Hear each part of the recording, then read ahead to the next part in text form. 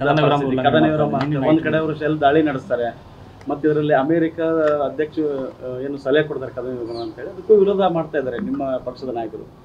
ಅಲ್ಲ, ನಾವು ನೋಡಿ ಕದನ ಘೋಷಣೆ ಮಾಡಿದಾಗ ನಾವು ಸಂಪೂರ್ಣ ಬೆಂಬಲವನ್ನು ಕೊಟ್ಟಿದ್ದೇವೆ. ಪಾಕಿಸ್ತಾನಕ್ಕೆ ಸರಿಯಾದ ಪಾಠ ಕಲಿಸ್ಬೇಕು, ಇನ್ನೊಮ್ಮೆ ಇಂಥ ದುಸ್ಸಾಹಸಕ್ಕೆ ಕೈ ಹಾಕಬಾರ್ದು ಅಂಥೇಳಿ ಕದನ ಮಾಡುವಂಥದಕ್ಕೆ ನಾವು ಸಂಪೂರ್ಣ ಬೆಂಬಲವನ್ನು ಕೊಟ್ಟಿದ್ದೇವೆ. ಆದರೆ ಕದನ ವಿರಾಮ ಘೋಷಣೆ ಮಾಡುವಾಗ ಯಾವ ಉದ್ದೇಶ ಇಟ್ಕೊಂಡು, ಯಾವ ಗುರಿ ಇಟ್ಕೊಂಡು ಕದನವನ್ನು ಆರಂಭ ಮಾಡಿದ್ವಿ, ಆ ಗುರಿ ಈಡೇರಿತ್ತಾ ಅನ್ನುವಂಥದ್ದು ಪ್ರಶ್ನೆಗೆ ಇವತ್ತಿಗೂ ಉತ್ತರ ಇಲ್ಲ. ನೀವು ಪಾಕಿಸ್ತಾನಕ್ಕೆ ಏನು ಪಾಠ ಕಲಿಸ್ಬೇಕು ಅಂತ ಹೊರಟ್ವಿ, ಆ ಪಾಠವನ್ನು ಕಲಿಸಿದ್ದೇವೆಯಾ?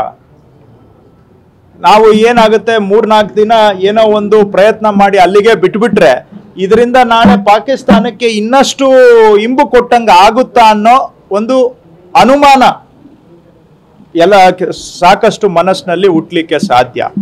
ಹಾಗಾಗಿ ಪ್ರಶ್ನೆಗೆ ಸ್ಪಷ್ಟವಾದಂಥ ಉತ್ತರ ಇಲ್ಲದೆ ಇರುವಂಥ ಪ್ರಶ್ನೆ ಯಾವುದು ಅಂದರೆ, ಅಭಿ ಪಾರ್ಟ್ನರ್ಶಿಪ್ ಫರ್ಮ್ ಸ್ಟಾರ್ಟ್ ಮಾಡಬೇಕಾ ಅಥವಾ ಪ್ರೈವೇಟ್ ಲಿಮಿಟೆಡ್ ಕಂಪ್ನಿ ಸ್ಟಾರ್ಟ್ ಮಾಡಬೇಕಾ? ಕನ್ಫ್ಯೂಷನ್ ಯಾಕೆ? ಒಬ್ಬ ಎಕ್ಸ್ಪರ್ಟ್ ಜೊತೆ ಮಾತಾಡು. ಎಕ್ಸ್ಪರ್ಟಾ? ಎಲ್ಲಿ? ಬಾಸ್ ವಾಲಾ.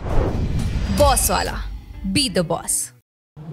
ಪಾಕಿಸ್ತಾನಕ್ಕೆ ನಾವು ಕದನ ಮಾಡೋದು ಸರಿ, ಅವ್ರಿಗೆ ಮತ್ತೆ ನಮ್ಮ ಆಂತರಿಕ ವಿಷಯದಲ್ಲಿ ಬೆರಳು ತೂರಿಸ್ದಂಗೆ ಪಾಠ ಕಲಿಸ್ತೀವಿ ಅಂತ ನಾವು ಹೊರಟು ಮತ್ತೆ ಯಾಕೆ ಸಡನ್ ಆಗಿ ಕದನ ವಿರಾಮ ಮಾಡಿದ್ದು ಅನ್ನುವಂಥದ್ದು ಅಮೆರಿಕ ಹೇಳಿದ್ರು ಅನ್ನೋ ಕಾರಣಕ್ಕೆ ಮಾಡಿದ್ವಾ?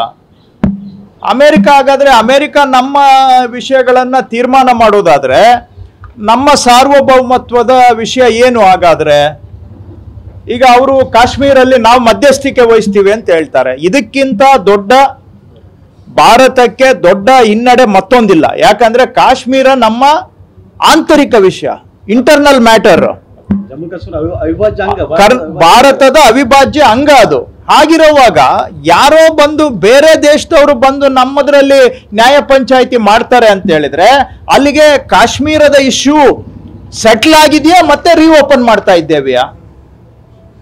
ಇವೆಲ್ಲ ಪ್ರಶ್ನೆಗಳಿಗೆ ಇವತ್ತು ಉತ್ತರ ಇಲ್ದಂಗಾಗಿದೆ. ಬರೀ ಭಾಷಣ ಮಾಡಿಬಿಟ್ರೆ ಉತ್ತರ ಸಿಗೋದಿಲ್ಲ. ಈ ಪ್ರಶ್ನೆಗಳಿಗೆ ಕೇಂದ್ರ ಸರ್ಕಾರ ಸ್ಪಷ್ಟವಾದಂತ ಉತ್ತರ ಕೊಡಬೇಕು ಅಂತ ನಾವು ಆಗ್ರಹ ಮಾಡ್ತಾ ಇದ್ದೇವೆ. ಬಿಸಿ ಇದೆ, ಇವಿಗೆ ಪಿಒಕೆ ಕ್ಲಿಯರ್ ಆಗ್ಬೇಕಂತ ಹೇಳ್ತೀವಿ.